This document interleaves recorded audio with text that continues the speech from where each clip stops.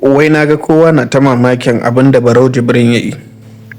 Shin kun manta lokacin da Oji kuke cewa da ya san haka manyan arewa suke kaji ne, mafi yawancinsu kaji ne, da ba a yi yakin Biafra ba da shi? Ba ku yi mamakin abin da Buhari ya yi ma Najeriya musamman 'yan arewa ba? Ba ku yi mamakin irin su Ganduje ba?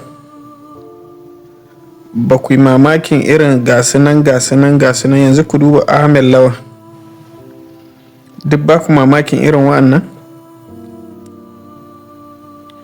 To waɗannan so-called manyan arewan a yanzu su daina ba ku mamaki.